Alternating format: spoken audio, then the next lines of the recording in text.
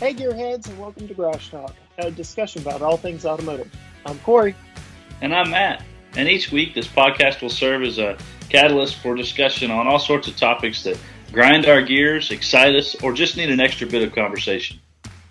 And on this week's episode, we're following through on a promise we made weeks ago. We're going to give a shout out to everyone who completed our online car bingo. As always, this is a discussion about all things automotive, and that doesn't just mean Matt and myself. We want you to get involved, and we've got many ways for you to do that, whether it's through social media, Facebook, Instagram, and Twitter. They are all at GT Garage Talk. You can give us an email at gtgaragetalk@gmail.com. Visit our website, gtgaragetalk.com, which has a link to all of our social media plus our YouTube channel. And you can get to us in any of those ways. We truly love hearing back from you, our listeners, our fans. Absolutely. This was a very fun little project that we did. It exploded. It was awesome to see all my friends like posting all over the place. And so we're all stuck at home, working from home. The world's a little bit different as of right now. This is being recorded on April, what are we? April 15th? 14th. 14th, yeah. April 14th. Finish your taxes. Get them done.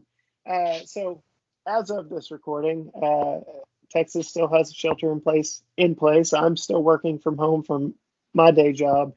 And just to kind of break up some of the monotony, I thought, let's start a little game online. And so I created a card bingo board and shared it with all of our fans and everyone who follows our channel on Facebook and Instagram, Twitter.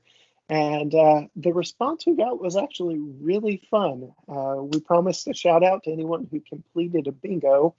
And so I've got right here in front of me, can you hear it? The list of all the results that I could find. Some of them followed all the instructions quite well. Others made it interesting for me. I'll admit, I don't think I quite followed all of the instructions to a T myself. So, well, all that to say, if I leave you off and you completed a board, I truly apologize. Shoot me an email. I will give you a personal shout out on a absolutely. But first, why don't we start off with your hosts for this show? So I told Matt earlier when he and I were discussing this, it was a fairly easy board. There were several kind of repetitive items on there. I think we had wrecked a car and totaled a car. If you had totaled a car, you'd obviously wrecked one. So there were some pretty easy gimme duplicates on there. And most everyone I saw who played, granted, you're probably not going to share it if you didn't get close to a bingo, but pretty much every board I saw had a bingo or was one away from it. So I started counting how many of the 25 squares were actually completed. Matt, I don't know if you've looked at the cheat sheet yet. Do you have any guesses which one of us completed more? Well, I pulled mine back up just for reference because I couldn't remember for sure, but I think you had one or two more colored in than I did. False. Oh, really? Yep. So I had 18 of 25, and in fact, the one I shared, I stupidly had left one off that I had done, which was change my own oil. I just got too excited and crossing things off. But I had 18 of 25 or 72%, so I passed. Oh, there you go. You beat me by a whole letter grade. You had 21 of 25. So that's what I was thinking. You almost had a full board. Let's see, which ones was I missing? Oh, okay. Yeah, never driven for Uber or Lyft. I've never driven a car with cooled seats. Plenty of heated seats vehicles, but never one with a cooled seat. We actually have a couple of school buses where I work that have a heated driver's seat. It's pretty sweet. Nice. Bought a car on the internet. Now, I will say, I have found cars on the internet, right. But I have not actually completed the purchase entirely online. So that I left that one off on purpose. And kind of the same caveat with driven an electric car. I think I mentioned this last episode. I've driven golf carts and forklifts and stuff like that, but never an automobile that was all electric. So I've got car shows to thank for me being able to cross off electric vehicle. Yeah. So I drove Chevy Bolt. I think I've already talked about that on the podcast, but it was a fun little experience. And then you were talking about buying a car online. So we did a whole episode about tips and tricks for buying cars online, and we were like, no, don't do it, don't do it. Then the world changed. Yeah. And now, like, we don't want to come in contact with people until this virus is gone. And dealerships are going crazy, offering contactless purchasing and stuff like that. We even talked about Carvana. So I've dug into a little bit further the process of Carvana.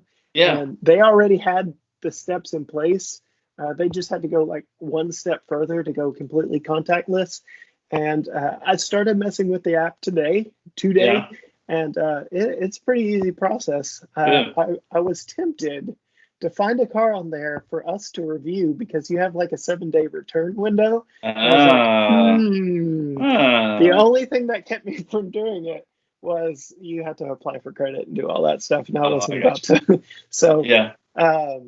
But yeah, I haven't done buying or selling a car online. I've done research, but I haven't done that. I did drive for Uber and Lyft, and let me tell you, that was an experience. So it was in my Chevy Cruze, so not an overly large car. It seats 4 people comfortably, 5 if you have to. So here in Tyler, Texas, every October we have a big tourism event. We are known for our roses here in Tyler, Texas. And so we have the Rose Festival. There's a parade. There's a queen and her court. There's all these fancy dresses. There's a parade. Like, it goes all out.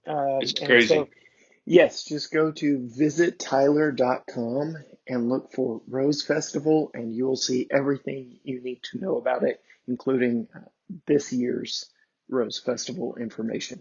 So I saw this as an opportunity. My wife works in tourism. She was busy at the event working. I was like, I've got the afternoon to myself. What do I got to lose?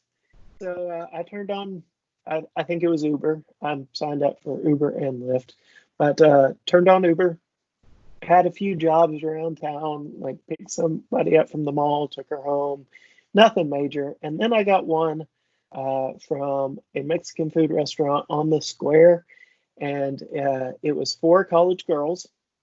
Yep, 4 college girls that were a friend to the queen or a friend to someone in the queen's court. Anyway, they were involved with the festival.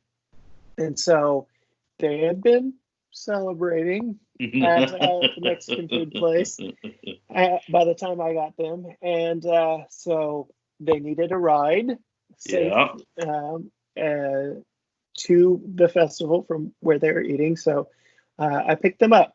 Now, I mentioned my car seats 4 comfortably. That includes the driver, 5 if you had to. Well, all 4 of these college-age girls got in the back seat because with Uber and Lyft, you're riding the back. So they were all back there, crammed in as tight as they could. I was nervous the whole time because I'm like, I could get pulled over for this. Like, but it was a short trip. So I took them, dropped them off, no big deal. Their conversations were interesting. We'll leave it at that. I drive like maybe one more person, and then I get dinged for somebody needing a ride from where the festival is going on to Flint, which is close to where my parents live. So I was like, yeah, I'll take it. Turns out it's the same 4 girls. And so I was taking them home. And Harambe, does that name ring any bells to you? No. He was the gorilla. I won't go too deep into this because there was a whole political, social following around this. But he was the gorilla that was put down because a child fell into its enclosure. Yeah. And yes, apparently, I found out while driving for Uber, these girls in particular, that there was a song about poor Harambe and Oh, the no. life that was cut too short. Oh, no. I never drove for Uber again. That was the last one. That one put you over the edge. That was, yeah. I was done at that point. I That's couldn't too funny. do it anymore. So yeah, interesting stories. And I've ridden with some interesting people around here in Tyler as well. So it's been fun. It's a good way to make some extra cash, but that's all I see it as right now. But again, with everybody in self-isolation, quarantine, stay-at-home, shelter-in-place, whatever you want to call it, I don't imagine that market is doing too well right now. But anyway, back to our shout-outs. All the bars are closed, so nobody needs a ride home right now. Exactly. So, all right. So we're going to start with the fewest amount of completed squares that still completed a bingo and work our way up. Cool. You have a slight personal connection to our first entrant. All right. It'd be your sister, Noelle McWilliams. Never heard of her. She had one bingo, and she completed 10 of 25 squares. So not too shabby. Yeah. And not all of these squares had a negative connotation, but we'll leave it at that. Yeah. Next up, one of our good friends, Hannah Kirkpatrick. Yeah. And I had to give her a hard time when I saw her completed board because she very recently totaled her vehicle. Oh, that's right. Very recently. And that was actually crucial to her getting her bingo. Like had that not happened, she wouldn't have had a bingo. Oh, that's horrible. But she could have had another bingo if she just would have named a car. So I was like, okay. You really went the hard route on that one. You couldn't just think of a name. Like, you had to go big, right? Oh, man. So, Hannah, way to go big. That's all I got. Go big or go home. So, next up, Lacey Schwartz. I'm not friends with Lacey, but Lacey, congratulations. You closed out 15 of the 25 squares. Not bad. Next up, another mutual friend of ours, John Mercer. Yeah. He actually had two bingos. So double bingo, billed out 17 of 25, so 68. So you still failed. Sorry, John, but he is the last of our sub 70%ers. So the next one is a friend of mine, Stacy Lynn. She's the sister to a really good friend of mine. She even put, when she shared her picture, she said, "Clearly I'm high risk. Don't tell Geico my answers." So you can tell she probably wasn't filling out the heated and cooled seats. It was probably the car, the speeding ticket, all the fun ones. But she did 18 of 25 or 72%. Philip Anderson, good friend of both of ours, pastor. He had three bingos with his 18 of 25. Let's see, Cheston Phillips. He had 19 of 25s, three bingos there. Next up, Danny Thorson. Any I know that guy. He only had two bingos, but he filled out 20. So his combination of where they connected, but 20 out of 25, that's 80% mark. So solid B there. Then going to a friend from high school, I believe. We'll be talking about him a little bit in the next episode for other reasons. But Chad Brown, I thank you. He even shared it and had quite a few boards in the thread of his answer. But he had three bingos and, again, 20 of 25. So way to go, Chad. Next up, I believe, was on the comments of Chad's post is Sarah Williams. He had 20 of 25, but 6 bingos. So, dang. Yeah. Next up, so Hannah's husband, Stacy's brother, Brandon Kirkpatrick. Looks like he had me beat, but not you. He had 3 bingos and 20 out of 25. So Cool. he said he could have done more, but he's in that rare group. He's only had one vehicle his entire life. No kidding. Yeah. Now, he and his wife have had several, but like his personal daily driver has been the same one. And Man. yeah, I'm just looking. I'm like, there's a period of time where every 2 years I was getting a new one. So, yeah, the car guy in me is like, man, how could I don't know that I could do that. But that Dodge Ram has held up together for him. Next up, with 4 bingos, 21 out of 25, Andrew Scott Throkeld. That's my cousin. Next up, oh yeah? Yeah. Well, yeah. Howdy, Andrew. Nice to meet you. Next up, Steve Bailey. I don't believe this one was actually posted. It was just how many he got completed. It was in the comment section. He got 21 out of 25.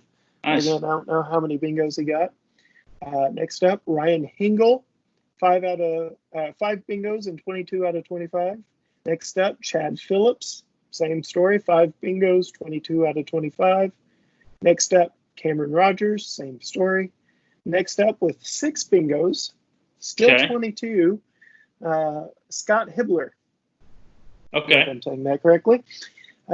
You would think with my last name, Fornicay, that weird names wouldn't bother me, and I'd just get all of them perfect. But I'm really making sure I get all these letters in some of these names and pronounce them correctly. Next up, Jonathan Wegner, 23 out of 25. Joshua Franklin, 23 out of 25. Then we've got a mutual friend of ours, Mark Ledyard. 7 bingos, 23 out of 25, 92%. Not too bad. And then, man who almost broke our board. No kidding. Almost had a blackout. So 24 out of 25, 10 bingos, if I counted all the different directions properly. Your brother-in-law, Noel's husband, his name on Facebook and I believe Instagram and Twitter, Zach James, but Zach McWilliams, almost got a blackout board. We just need to get that boy into a Tesla. Yep. That's all there is to it. I did reach out to him to see if he wanted to take his reward and come on as a guest for our show, but he said he couldn't come on without his lawyer present. So, I mean, some of those answers are pretty incriminating. So yeah, so we might have to pry a little bit harder and try and get some good stories out of him. Oh yeah, for a future episode.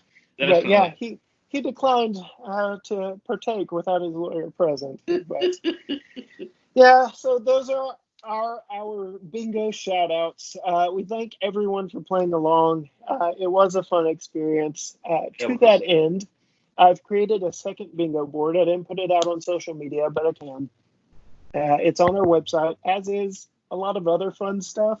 So we're all in this together. Whether you're stuck at home or you're having to homeschool a kid, whatever the case may be, we've got a lot of fun stuff on our website. Just go to gtgaragetalk.com/activities. We've got coloring pages that you can print out that are completely original. You can color our logo. In fact, I've got some here. My 2-year-old is quite the artiste. So for those watching on YouTube, here is our Garage Talk logo as colored by a 2-year-old. Nice. A lot going on. Mommy and Daddy may have helped with some of the letters, but yeah. Then we've got a GMC Terrain. Let's see. Oh, purple Jeep, but it's upside down. So got a purple Jeep. Nice. Let's see. Nissan Kicks. Ooh. So, and then Toyota Camry. Very nice. Very nice. So, nice job, Tucker. But yeah, we've got coloring pages. We've got a word search. My wife's really into word searches, so I created a couple word searches.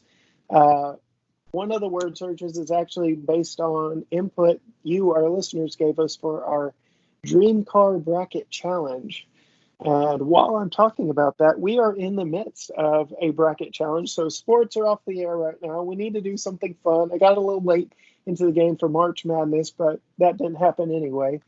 But we have got a bracket challenge going on Facebook, Instagram, and Twitter, where you can vote every day for a new competition. Today's, like I said, it's April 14th. We've got Ferrari Testarossa versus Lamborghini Miura. And the voting is actually tight for this one. By the time you're listening to this, we will know who the winner is. This is the first one I'm actually going to have to count all the votes up across all three platforms to see who the winner is. Because Facebook has their opinion, Instagram has their opinion, and Twitter doesn't know what's going on. And if people didn't vote for the mirror, they're wrong. I'm just saying. Controversial opinions. But yeah, so that's been a really fun experiment that we've been going through. All the voting is done on our Facebook story and our Instagram story. If you don't know what that is, go to our page, click on our logo. It should pop up with voting. And there's a little bright red arrow pointing at where you vote.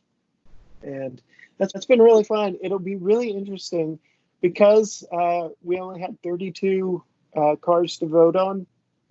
The bracket kind of worked out weird. Like we had a Jeep Wrangler against a Jeep truck, Gladiator truck. Yeah. So it's really which do you prefer, and the internet got it wrong. But so round two is going to be even more interesting because we've got the Plymouth Prowler against the Jeep Wrangler. Oh, wow. Two totally separate vehicles as to why you would purchase them.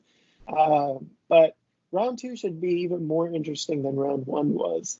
Well, it doesn't matter anymore because the Ford GT is out, so everything else is just happenstance. I was actually surprised by that. So I really was first too. entry was Ford GT versus Corvette C8 Corvette. Yeah. And the Corvette won handily. And the only thing I can think of there is it's newer. It may have been the pictures I chose, but the GT, I'm a Chevy guy through and through. The GT is a beautiful car. Yeah. Oh, so, man. I'm not quite sure what fell down there, but as a Chevy guy, I'm okay with it.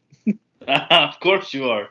Well, and I think I said this in one of the threads of messages in the midst of all of that. I think it came down to price point, really, on that one. Because, I mean, $500,000 versus $65,000, you know, one seems a lot more attainable than the other by far. So I think the Corvette also has a little more broad appeal. Like, more people know what a Corvette is. True. And what a Ford GT is. Because a little more stream. While the mainstream GT40, while the GT40 was around in the 60s, there's a whole movie even created about its creation. It doesn't have the storied history. It disappeared after that first generation, and now it's more of a hypercar tribute car than it is a Le Mans racer. So, but it does that really well too. So yeah.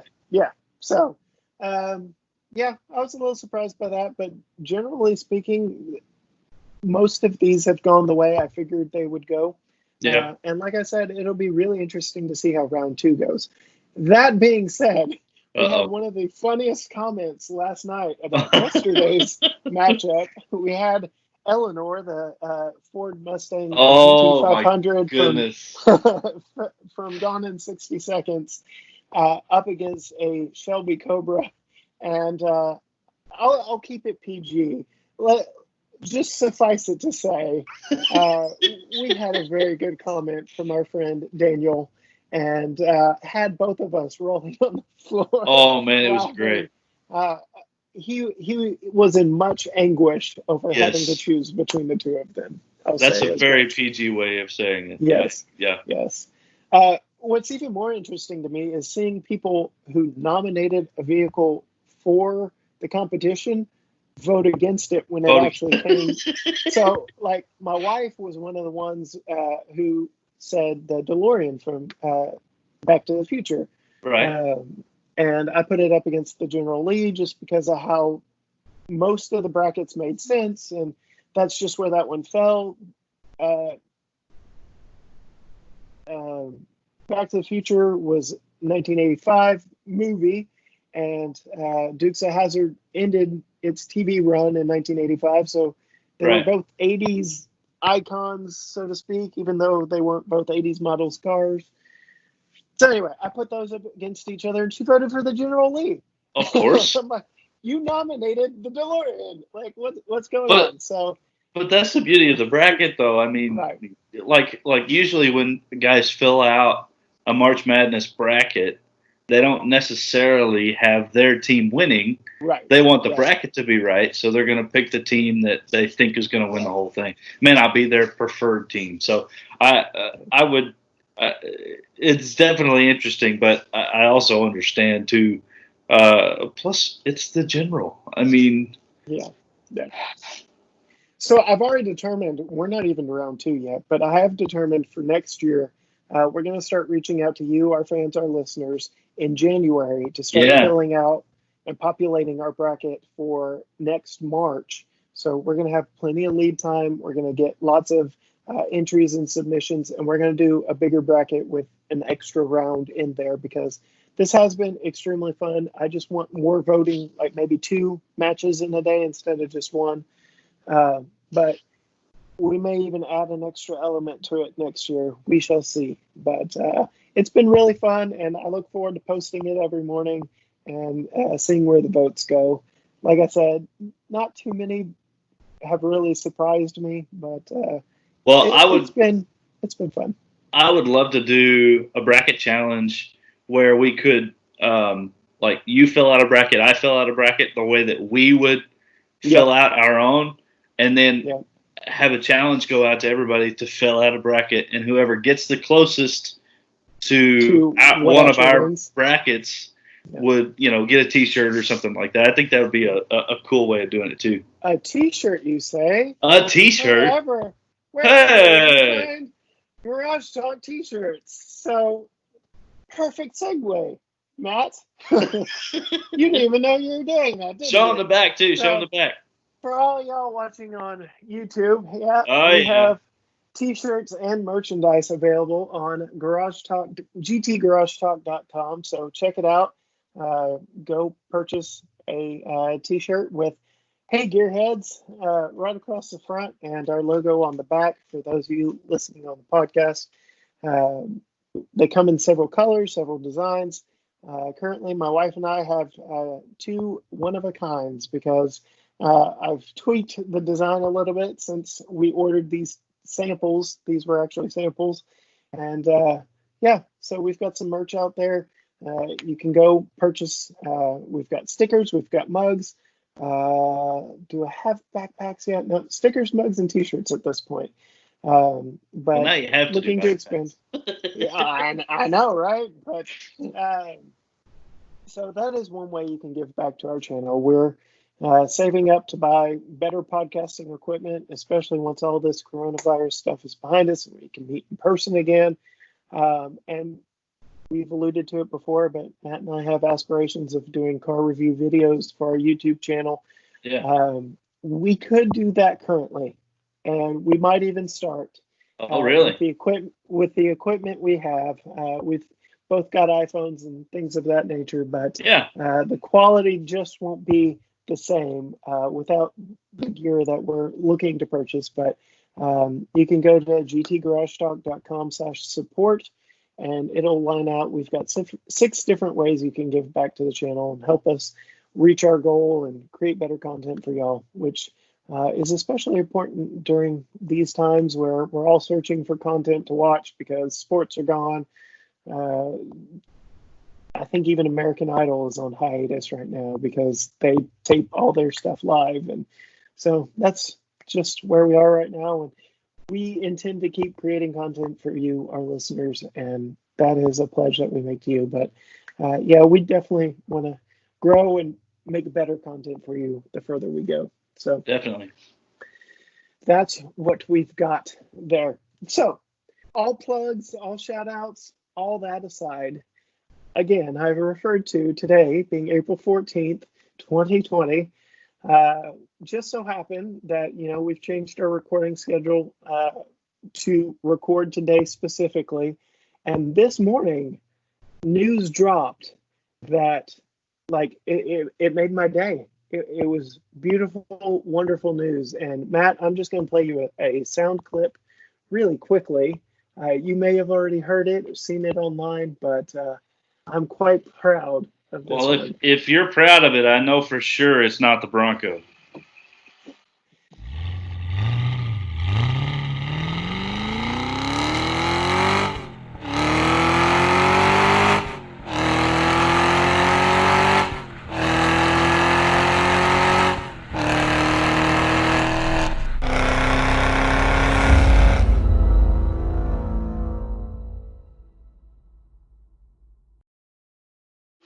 Oh You yeah, probably no, can't that's even. not a Bronco. No, no. So Cadillac is teasing us just a little bit today. They dropped news. Uh, they've got some naming things that they're working through, but their V series are their track cars, their performance cars, and with their newest iteration, they've uh, just the standard V is now just a slightly better Turbo 6 version that's not really track worthy. But today, April 14th, they announced the creation of V Blackwing.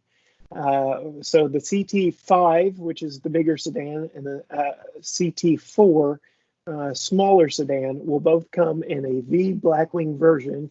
We put pictures and video just this morning as soon as we heard about them on our Facebook and Instagram to let all of you, our listeners, know about it. But it's quite exciting. But the biggest exciting news is if you catch from the sound effect that I just played, they're going to come with a 6-speed manual. So Okay, so save the manuals. I had two questions about this. Okay, the Yes. first one was, is it going to have a manual? Right. Yes. The second Yes. question was, will there be a shooting brake? So no, there won't be a wagon version of either. And you can see the camouflage pictures. They're both the sedan version. There won't even be a coupe version. Car and Driver is sharing more information, so it's a little controversial in the deep car nerd community, them calling the track models Blackwing, because Cadillac previously had a Blackwing V8 twin turbo engine. Like that was the name of the engine, the designation of it. It only came in the CT6 sedan, and it is now deceased engine. And now they're using that same moniker for their track version of these cars. So there's a little confusion there, but I think for one, it's an awesome name, Blackwing. Oh yeah. And it signifies something special. So CT5 Blackwing will come with I believe it's a 6.2 liter engine that they've been putting in Camaros and Corvettes for years now. And yes, it will come with a 6-speed manual transmission. So the CT4V will have to do with a twin turbo V6. All official announcements, they're still holding back on. I've got the press release pulled up right now, but they just, I'll read you quickly the press release from Cadillac. Yeah. Cadillac today announced that the fourth generation of its V Series sub-brand, currently spearheaded by the 2020 CT4V and CT5V, will eventually include ultra-performance variants that carry the Blackwing name. The future track-capable vehicles will be called CT4V Blackwing and CT5V Blackwing. That's a mouthful. Representing the apex of Cadillac performance and driver engagement. The Blackwing name has come to represent the very best of Cadillac performance engineering, craftsmanship, and technology, said Brandon Vivian, Cadillac Executive Chief Engineer. The new CT4V Blackwing and CT5V Blackwing build on the brand's respected legacy and ultimate performance driving experience to elevate them even further. The V-Series Blackwing models will feature specially tuned chassis, vehicle control technologies, and engines. Each model will also be offered with a manual transmission, a feature most luxury brands no longer offer, but continues to be a strong desire for many performance driving enthusiasts. In fact, these will be the only cars in the luxury sedan market This is me talking, not the press release. They will be the only luxury sports sedans with a manual transmission. Really? So, yeah. The CT4V Blackwing and CT5V Blackwing have been undergoing testing that includes sessions at tracks and road courses around the country. Earlier this year at Virginia International Raceway, each car set lap times seconds faster than the legendary ATS-V and CTS-V, of which they are replacing. Right. Information about the current V-Series vehicle, including the 2020 CT5V and CT4V, can be found on Cadillac.com, and more V-Series Blackwing information will be made available at a later date. So is this... you're a GM fanboy. I'm a Ford fanboy. Yes. So I'm gonna pick at you just a little bit, right? Go for it. All right. So CT5, or is it the CT4 that is a Camaro with a bigger body on it? Technically, they're both built on the same platform as the Camaro. Okay. The CT5 is a stretched out version of it, so it is the CT4 that is more Camaro equivalent, right? If you had to have a direct comparison. Okay, but with that means everything that they have done with the ZL11LE, with the MagnaRide and all the stuff that now they're adapting into the C8 and things like that can all be translated directly to the Blackwing versions. So really, is it going to be a performance-built vehicle, or is it going to be a conglomeration of parts? Well, so that platform has always been designed as a performance-first platform. Okay. You mentioned it's shared with the Camaro. The Camaro is a performance car. Like, that is its primary function, is to be performance. And Cadillac's goal right now is to be the standard of the world. And right now, when you're talking luxury cars and sports sedans, that's where it is being athletically tuned vehicles. So it won't be a conglomeration of parts. It was always working towards this end. Gotcha. So well, I'm very excited about it, and I very much look forward to testing some with you one day very soon. That is the goal. So I mentioned when I was reading this earlier, so they currently have a CT4V and a CT5V available, but all reviews and other YouTube channels that I've watched, they say the chassis is amazing, the steering is amazing, but it's just they didn't give it enough power, and they realize if it got the power it deserved, it would probably need some better tuning, which this Blackwing should address all of that. Added power, and Cadillac, since really introducing the V sub-brand, has always had a very good reputation in the car enthusiast community for producing a very good performance vehicle. It may not be the most luxurious or the most refined, but their pedigree is there. They've got the history to back it up with all of General Motors' history behind them. So, well, and the very exciting news. Yeah, one of the strong suits, you mentioned the handling and tuning. One of the strong suits of the Camaro over the Mustang currently is the steering feel, the feedback, all that that the steering that the Camaro provides versus the Mustang. The Mustangs have gotten better over the past couple of years, but the two current generations, I think the Camaro still edges out a little bit on the Mustang in that regard. Yeah, I've even seen comparison tests from like Car and Driver and Motor Trend where a much more powerful Mustang loses to a less powerful Camaro because the Camaro has the better all-around package. Right. So that's one I would very much like to explore firsthand. Again, definitely. And come to our own conclusions instead of having to read others' opinions on the matter. Absolutely.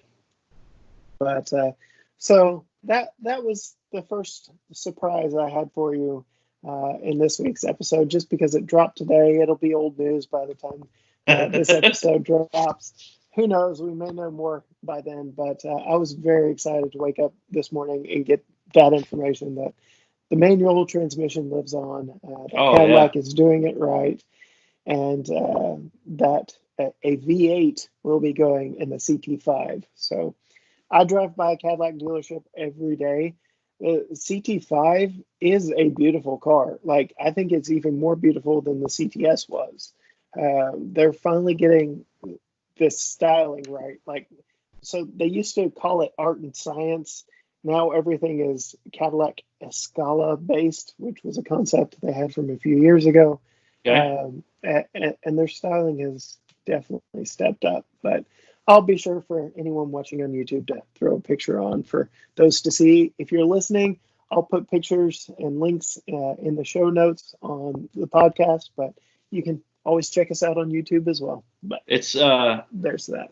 Yeah, it's I'm looking. I just Googled the CT5 in the 2021 CT4 or CT5 Blackwing, whichever one is the red one.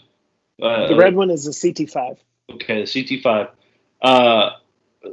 The roof line is pretty reminiscent of the Stinger, actually. Yeah.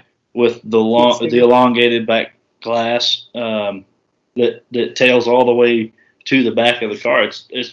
I like it. It's different, but it looks good on that rig.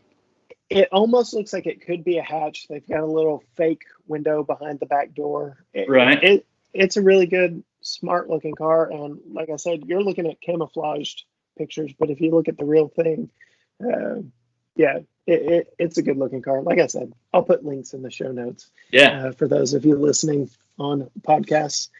And then one last thing. I said I was going to poke the bear. Well, wait, there's more.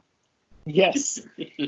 So you were giving me a hard time for my fanboy tendencies. So boy. Porsche, as you call them. The news over the past couple weeks has been the new 911 Turbo model that has been released.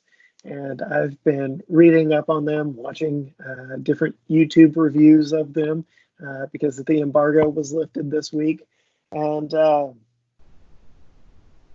have a feeling you're going to have some strong opinions on this one. So, are you aware that as the owner of a brand new, I don't even know, the $200,000+ Porsche 911 Turbo, you are not granted access to your engine? Excuse me? So. Hold on. No, just hold on. Yeah. Say that one more time. You cannot, as the owner, access the engine.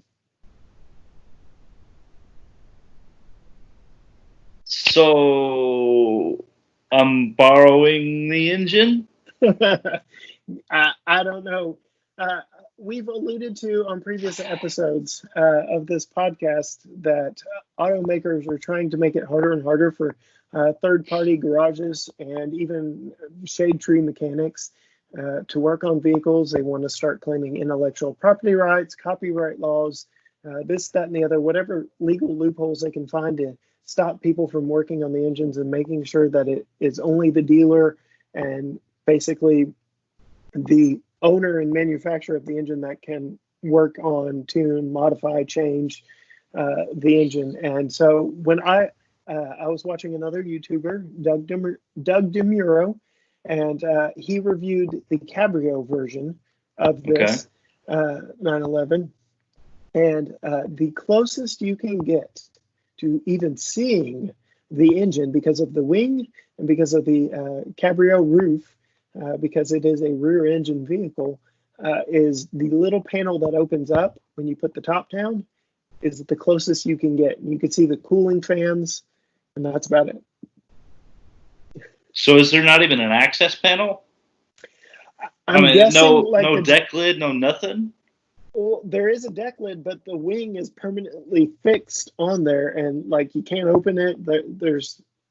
I'm guessing it's quite a process to get into the engine. Wow. Underneath that panel, I do believe you can add coolant and oil, But that is the extent of it. Like I said, when I was watching that video and I saw that, I was like, wow, they are taking this to new levels. Granted, the community that has the money to afford that vehicle, they're not working on it anyway. They're rich doctors Well, taking it somewhere to be serviced. But I, yes, but you go back to the third party guys like John Hennessy in Fort Worth. He had his guys fighting with the ECM on the Camaro or the C7 one. I forget which it was, but GM was so worried about their proprietary tuning on that they literally had to hack into the ECM on those cars in order to do anything with them. And that's it's like they're supposed to grant access to it after a year and a half or something like that. But you're talking performance vehicles. You're talking drivers' cars. People who buy those cars are usually gearhead-minded people that want that experience, that all-encompassing experience of working on their own stuff. At the very least, opening the hood at a car show. Being able to see it. Yeah. That's insane. Yeah. But not even to be able to see it. So, like, you could tell it's back there, but yeah, they don't make it easy for you. Wow. So. And next up, another notable new 911 item. You can no longer access your engine. You can't see it. You can't do anything with it. It's not possible. But you can get close. There's a little switch here in the driver's door jamb area, and you can see it as a car with kind of the back open. You pull that switch, and it gets you to here. And then, as you can see, if you look in here, you have access to a few caps for fluid. You have oil and you have coolant in here, and you can put stuff in if your car needs it. But no direct access to the engine, and this is as close to a hood as you will get in the new 911. Porsche actually calls this the service flap, and it's the same part that opens when you go to put the roof up or down. I guess the reason that it doesn't open facing back is that all of the turbo models have a fixed rear wing, so that part had to kind of stay in place, and that meant this is all that you get if you want to check out the powertrain in your 911. At least it says there 3.8 Turbo S to try to remind you that yes, the engine is lurking under there. This is the world we live in today. So. Wow. I don't even know what to... wow. Yeah, you definitely dropped that one on me. That's crazy. So I'll have to share Doug DeMuro's video, put a link in the notes so everyone can see exactly what I'm talking about. I'll shoot you a link as soon as we get done recording, so you can gawk at the wonder that is the lack of involvement with the engine. But yeah, that's where we are. That's crazy. So, well, that's all we've got for this week's episode. We do have some fun stuff going on, but before I jump into what we've got coming up, the question of the week this week: what is some content or some direction that you would want to see from us in the future? So we've done all sorts of things. We've talked about car buying. We've talked about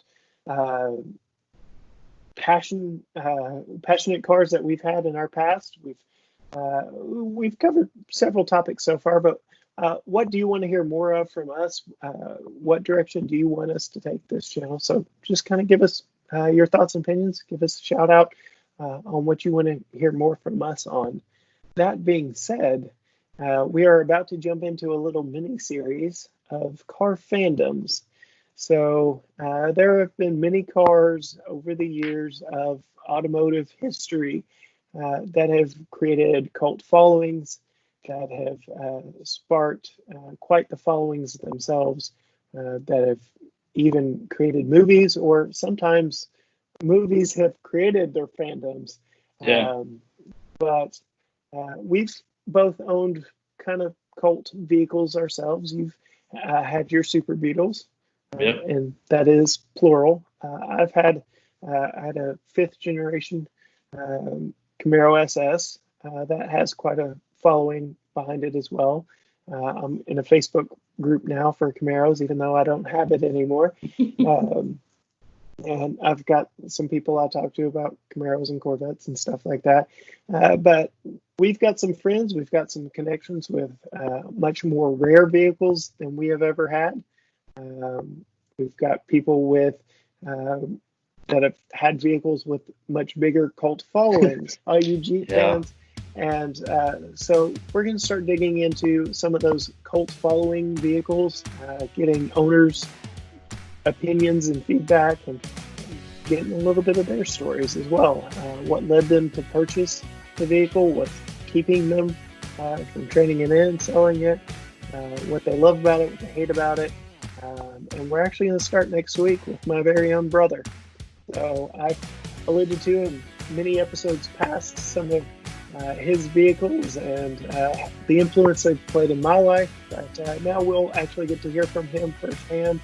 And he's owned some pretty awesome cars, and I've had the privilege of getting to drive most, if not all of them, over the years, and even shared with y'all in our manual transmission episode some embarrassing stories that happened from one of them. But that's what we've got coming up. Look forward to talking with my brother Clayton and seeing what he's got to say. But until then, bye.